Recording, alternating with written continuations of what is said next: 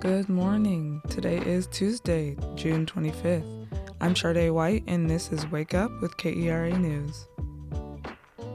Today might be our last day outside of triple digits, with highs expected in the upper 90s. Temperatures are expected to hit 100 degrees tomorrow. Coming up on the show, North Texas is remembering beloved professor and philanthropist Allan Saxe. That's after today's news. Let's get into it.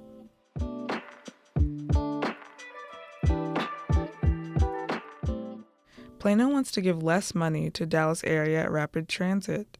DART's member cities contribute 1 cent of every sales tax dollar to the transit authority. City council members in Plano passed a resolution on Monday that says they want to lower it to 3/4 of a cent.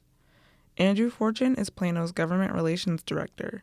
He says DART's ridership hasn't reached pre-pandemic levels. Why do we continue spending at these levels when we don't have maximized ridership and usage of the existing services that we already provide communities? DART's CEO said in a recent memo that the lower contribution will have a negative impact on services. A North Texas woman has been charged with attempted murder after allegedly trying to drown a child in May. KERA's Megan Cardona reports the child is Muslim and Palestinian. Elizabeth Wolfe is accused of attempting to drown a 3-year-old child at a Euless apartment complex on May 19th. The Council on American Islamic Relations says she confronted the child's mother with, quote, racist interrogations. She then allegedly jumped in the pool and took the mother's 6- and 3-year-old to the deep end. The 6-year-old was able to escape, but Wolfe allegedly forced the 3-year-old underwater. Both children were medically cleared. The council is calling for a hate crime probe, higher bail bond, and an open conversation with officials to address Islamophobia and anti-Palestinian sentiment. For KERA News, I'm Megan Cardona.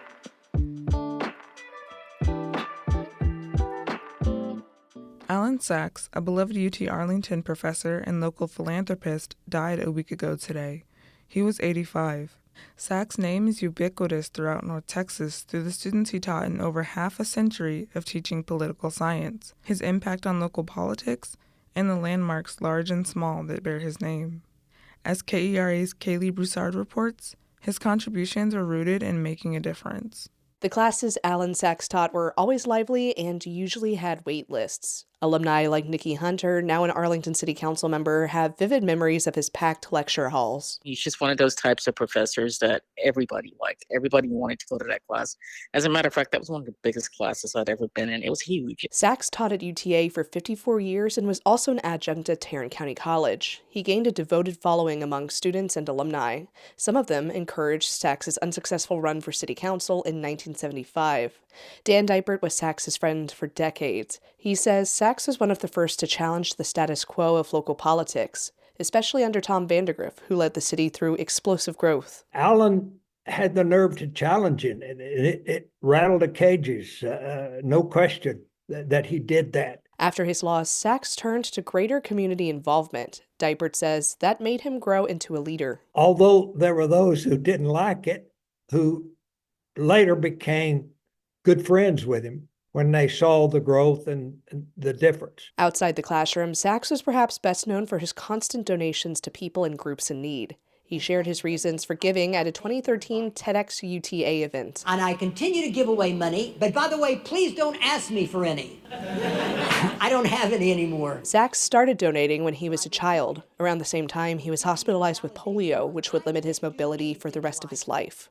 Through donating, he found meaning. I can't build anything. I can't construct anything. I can't go to the moon. I can't do those things. My brain isn't wired that way. So I try to give money away to people that can do those things. He's most well known for quickly donating the $500,000 he inherited from his mother in the 90s.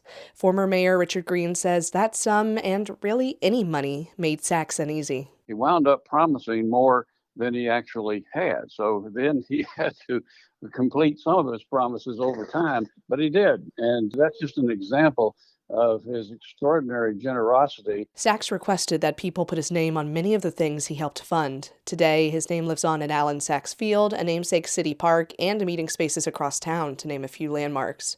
It's even on pencil sharpeners at UTA and the road that leads to Arlington's landfill. But his friends like Victoria Farrar-Myers say he should not just be remembered for the things his name is on, but the love he had for the community. It's like he lived his values the way he lived. Right? He valued other people. He valued wanting to, be the one person to make a difference. And he did that in everything he put his hands on. Saxe also inspired and encouraged people to run for local office like Farrar-Myers, who served 3 terms on Arlington City Council. Saxe also had encouraging words for Nikki Hunter, who's in her 2nd term. Hunter says she's applied his lessons in office. I think that's what he was about. It's just giving back to the community. And I want to be that person to continue giving back. Farrar-Myers says another of his proudest accomplishments was his book on Arlington politics. You start thinking about people who have been central in creating our city that it is today. He is one of those that not just analyzed the history of it, but also made sure that people knew who we were as a city. Saxe's friends say his legacy lives on, both through his students and the spirit of giving. That was KERA's Kaylee Broussard. You've almost certainly noticed fluctuating grocery prices lately. In an effort to keep up with rapidly changing prices, some grocery stores are replacing price stickers with electronic shelf labels. That way, prices can be updated every 10 seconds. Walmart became the latest retailer to announce their affinity for the new tech trend last week. A spokesperson said 2,300 stores will adopt the digitized labels by 2026. Head to Sunset at Granada tomorrow for their Wednesday movie night. If you're 21 and older, you can enjoy a screening of In the Heights starting at 7:30. And if, like Usnavi and his friends, you're looking for other ways to beat the heat in North Texas, you can check out kera.org/calendar. Thank you so much for listening. Be sure to subscribe to the Wake Up with KERA newsletter at keranews.org/wakeup and check us out on Instagram and Threads at KERATX. I'm Shardae White, and we'll see you again tomorrow.